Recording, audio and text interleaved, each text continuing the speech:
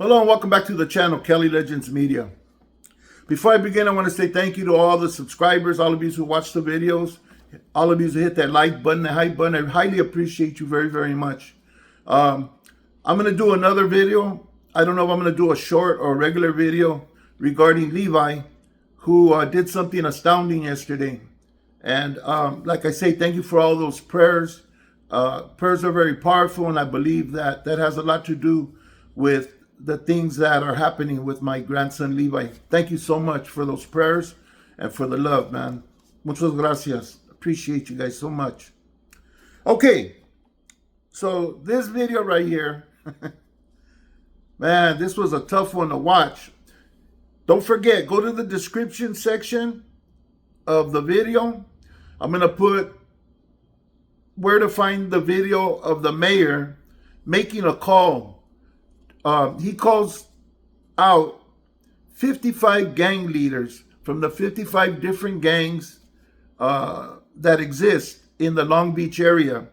He made a shout out to the Latinos, the Cambodians, Filipinos, the blacks, all of these different entities that don't really get along with each other, allegedly, you know, and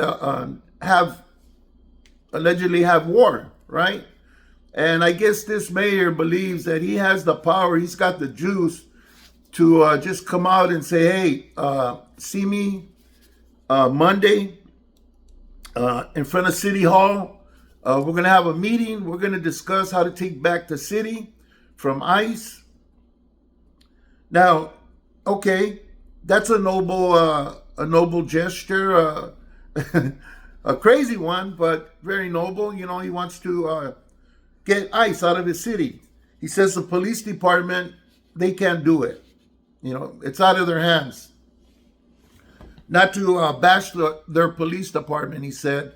He supports them. Nevertheless, they can't remove ICE from the city, and they can't stop him from what he's doing. That comes straight from presidential orders. Therefore, I guess in his, I'm going to say his wildest dreams, he's going to be able to get on the internet, call out for 55 gang leaders from a bunch of different gangs that don't get along, hold a meeting at City Hall with them, and come up with a plan to take back the city. How did he put it? Strongly, but peacefully. In my opinion, look, as far as the gang members are concerned, that city don't belong to them.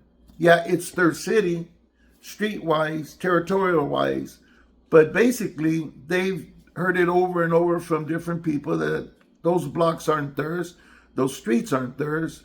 Their reason and their politics that cause certain neighborhoods to do certain things are moved by something else, not government politics.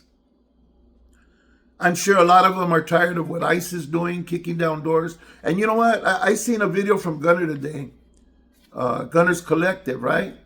Where he says, you know, that this has been happening, you know, for decades, where we've always had the migra going around and picking people up, doors getting kicked down. It's nothing new, you know. Why now? Why complain now? Well, I'm gonna explain why. Back in the day, we had trouble with the sheriff's department in our area. They used to beat the living crap out of us, you know what I mean? And pull quick ones, you know, plant guns, plant dope. They were doing all kinds of crooked things to us, hanging people in the substation and saying that they committed suicide. Where obviously the way that the setup was for the guy to hang himself, he could have easily just stood up, you know, once his body started going through those through the process of choking to death, you know. In other words, just a bunch of lies, it was very corrupt back then. and something needed to be done. The way that the schools that were treating the kids, you couldn't talk your native language in school. All kinds of civil rights being broken, not being kept. And it took, at some point, more than just the regular protest to get their attention. Things got heated. We lost Ruben Salazar, all the whole thing with the riot and everything. Black Panthers did the same thing when their rights were being violated, and part of their movement was very militaristic. Nowadays, of course, it's a different time. I may not agree with some of the stuff that the protesters are doing, probably a lot of what they're doing, but I disagree almost entirely of what ICE is doing. ICE is doing things that those sheriffs used to do to us. Okay, yeah, the Migra used to kick down doors, I remember, but they had warrants. Okay, they had identification. They didn't cover their face. They weren't going and getting people out in the street or tackling them down and beating their asses and shooting people in the back and in the face. If something like that happened, there was an outcry. And now we have this new entity, which it's new because ICE wasn't so prevalent back in the decades that have gone by. But now they've come on the scene, exercising a power that we've never seen. They have an authority that was never given to any other entity to pick people up, go in their homes, and shoot people in the street. To me, it's different, very different from the way it's been done all these years. And that's why people don't really, and besides, there wasn't social media where you see all of the different events. But nevertheless, it was never so violent and done in such a crude way. If they were professional, did things accordingly, hey, they're doing their job. They're doing their job, But it's just the way that they've been acting, Like I said, we had a couple, more than just those two people have been shot and unalived, So, yeah, that's going too far already. Now they're actually unaliving citizens, of the United States. People are tired of being abused that way. There's no professionalism. Even the police don't treat us like that. The police are more cordial, more respectful than back in my days, man. Now I'm shocked the way that they treat me, compared to back in the days, So I could understand this Long Beach mayor, his name's Rogelio Martinez, wanting to get these people out of his city. But calling on 55 gang leaders in 55 neighborhoods that don't get along, I think what he's going to have to do is call a lawyer and find a way how he's going to keep his job, because I think that's what's at most risk right now.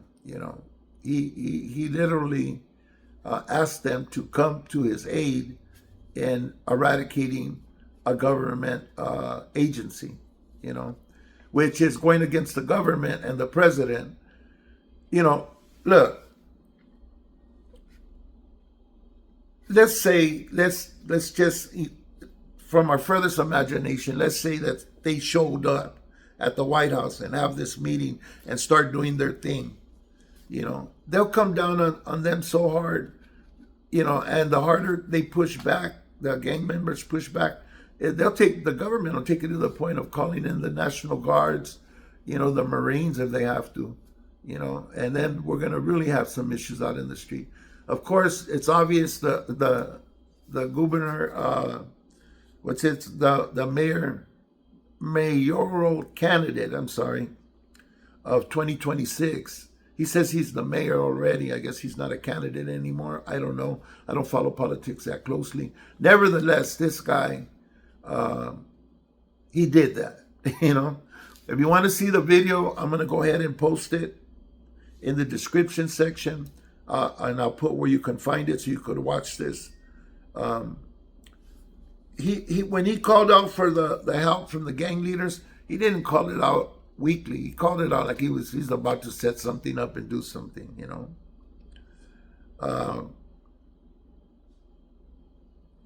Anyways, that's gonna be it for this video. Just one last thing, man. To you youngsters, I think your older homies will probably let you know, like, nah, man, that guy's stupid. Don't get involved with this pedo, you know. But if they don't, man, don't do anything for this man or get involved with this man, because all it's gonna get you is arrested with some bad charges. This isn't the way that this is gonna be done, I'm sure, you know. And all you're gonna be doing is putting yourself at risk, you know. So stay free. Keep your heads looking straight, focused on your goals. Make your set up your goals, something that you could obtain, even if it's step by step. You slowly get to it. But there's so much out here that you can do. There's training programs, man. All kinds of things you could do. And if you're already working age and you're working, man, you could always change your profession. The last time I changed my profession, I was like 40 years old, and I got into aerospace quality control. But I always made the change within my field, and that's what I would recommend to anybody. You know, if you're gonna make a change, maybe just change departments. Maybe that'll do it for you to make you more comfortable getting up every day and going to your job if you're unhappy. You know, because being happy when you go to work is very important. I got off subject, but I just I try my best to leave something positive with all of you before ending my videos. That being said, God bless you. God bless your families, and stay free, people. Stay free and stay safe. God bless you. Thank you for watching.